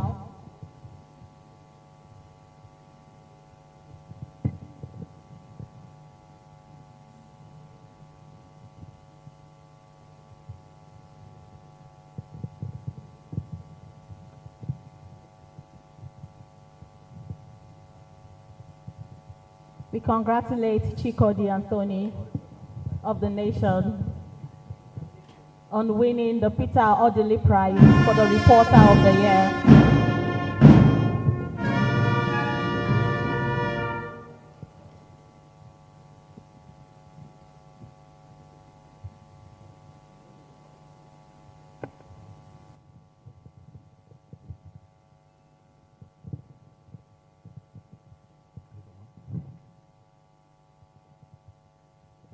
Please, we'll keep you for a while.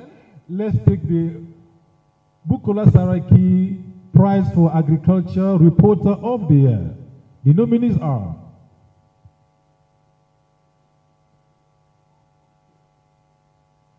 Benga Salao, Guardian, Elekwachi Chinedum, The Nation, Ashishano Justina, The Nation. And the winner is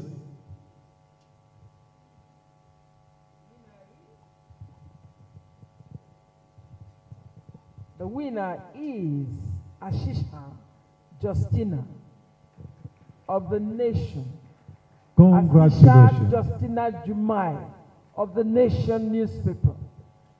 Is she here? Okay. This sounds like a lady.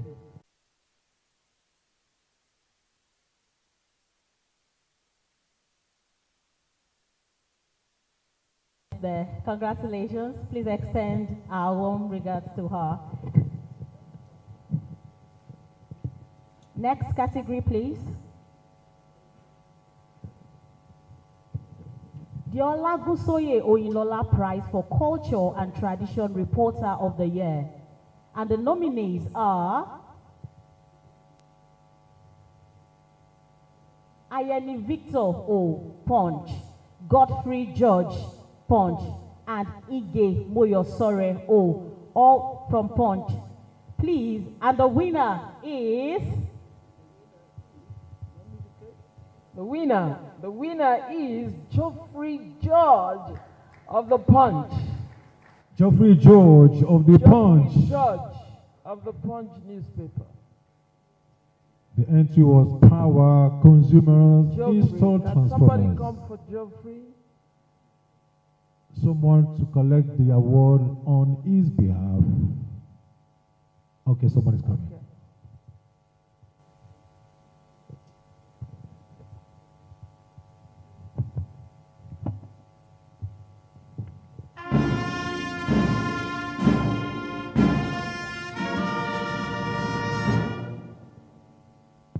As we move to the next phase, I want us to please put our hands together for Punch.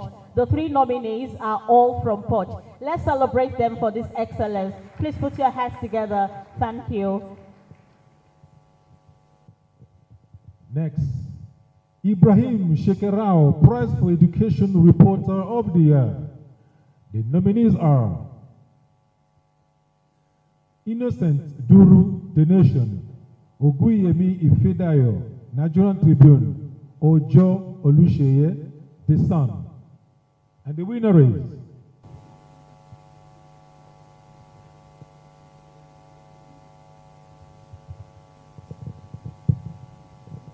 And the winner is Ojo Olusheye Phillips, The Sun.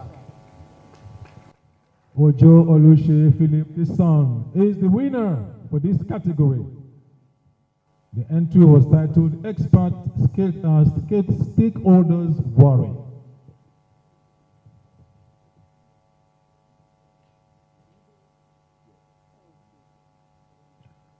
Second one. Oh, this is incredible.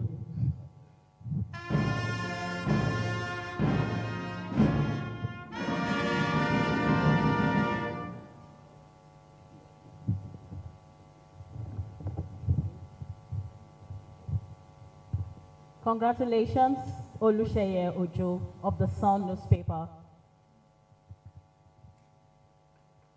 Our daddy and mom, you are doing a good job. Please, let's appreciate them. They are doing incredibly well. Thank you so much. No, don't go yet. I'm just encouraging you. We still have one more, a couple more. Yeah. The next category, please. We are back.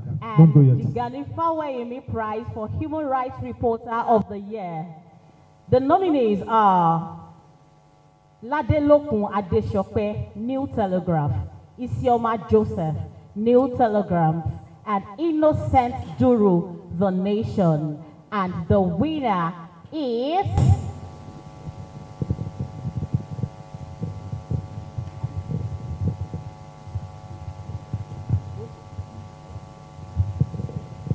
Aha. Innocent Duru, The Nation. Innocent Duru. Is he here? Duru of the nation.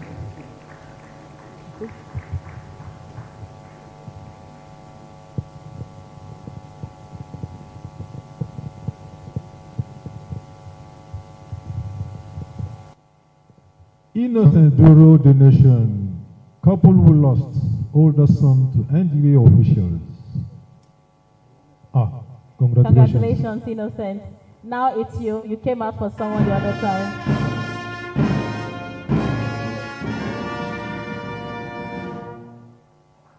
Beautiful, beautiful, beautiful.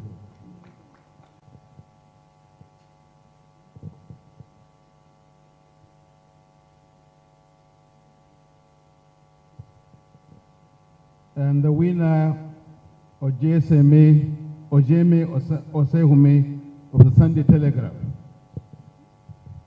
Ojeme Sunday New Telegraph. Traveling insurance, downscaling expenses. That is the entry. Please, let's appreciate him.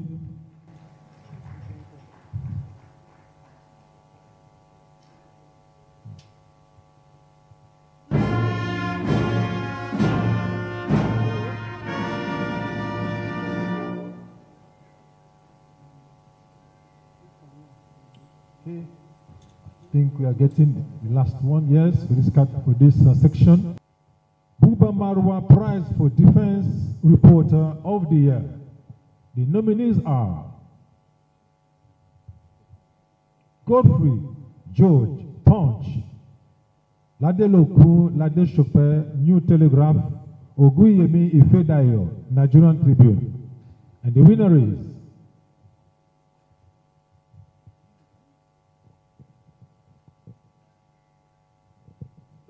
is Ogunyemi Ifedayo Oluwasegun, the Nigerian Tribune. Is he here? Okay. Congratulations.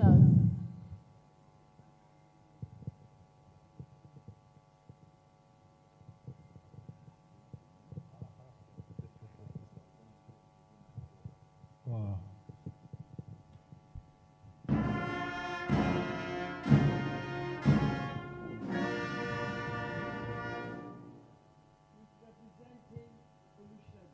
Yeah. Because Olusegun is held in some traffic jam somewhere.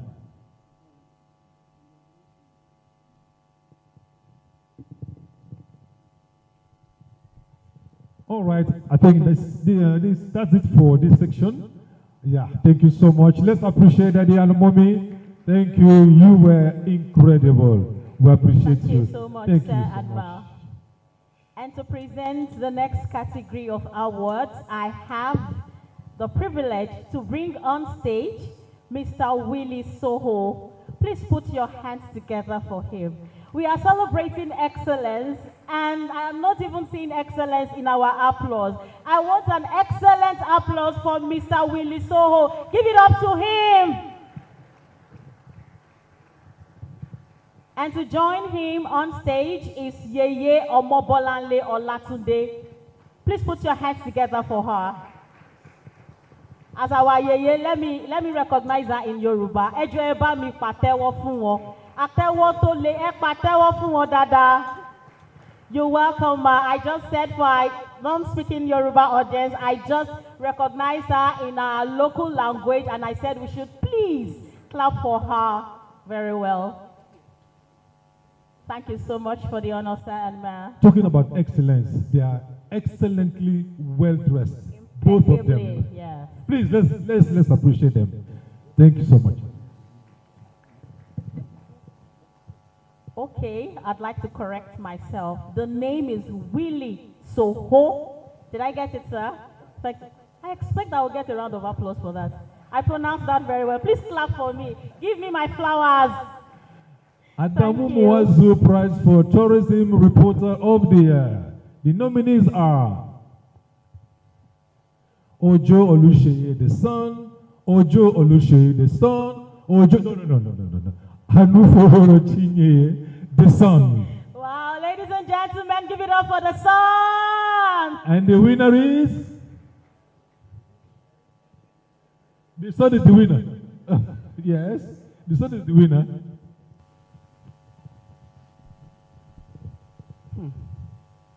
The winner, Anuforo Chineye Francisca, the son, for Adamu Mwazu Prize for Tourism Reporter of the Year. Congratulations, for Chineye. Francisca. Congratulations. Please encourage her. Put her hands together for Francisca. Thank you.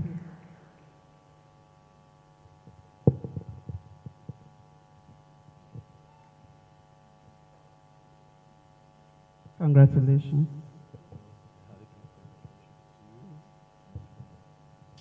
So, hearty congratulations to you. This award. You should be very proud.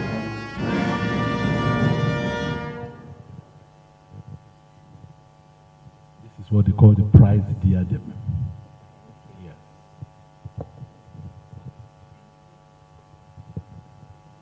The next category, the entry for the Latif Jakonde Prize for Political Reporter of the Year. The nominees are Wale Franklin, Nigerian Tribune, Olajide Ajani, Vanguard, and Oladesu Olaniro, The Nation.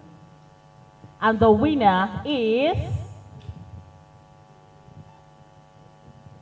Oladesu Emmanuel Olaniro from the Nation newspapers.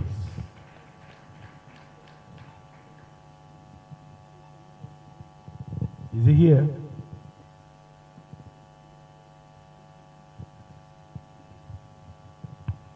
the entry for the winner is Nigerian State Falling. Is it? No, it's not. Our nation is not falling. Rather, we are rising. Big time.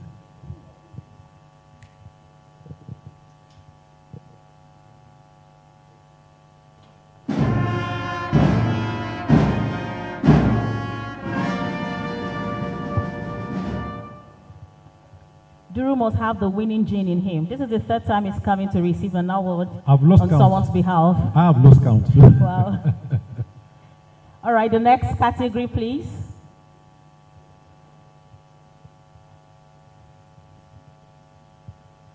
News Photographer of the Year. The nominees are Olugbon Sahid, Punch, Aliu Kolawole, Leadership, Ovaje Elliott, Punch. And the winner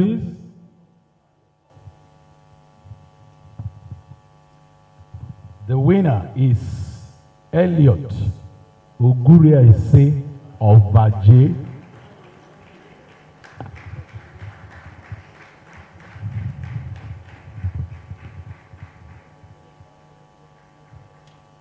I'm sure you're wondering that I pronounce the name very well because as an Urobo man, this is an Urobo name also. The way you pronounce it, it was so correct. Ovaje? So congratulations. I can see the bowler hat representing your strong region. Just like our dear brother there, a born BC or Latino. Congratulations. I wish you the very best.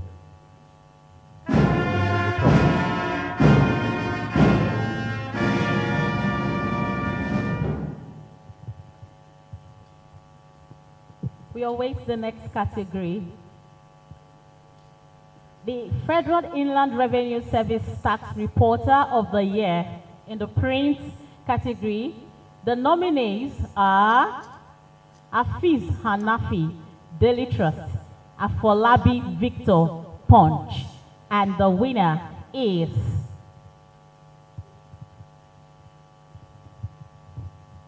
FIRS Tax Reporter of the Year 2025.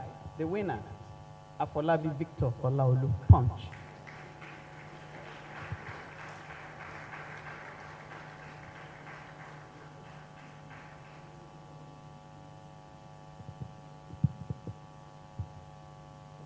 How Tinubu's contentious tax.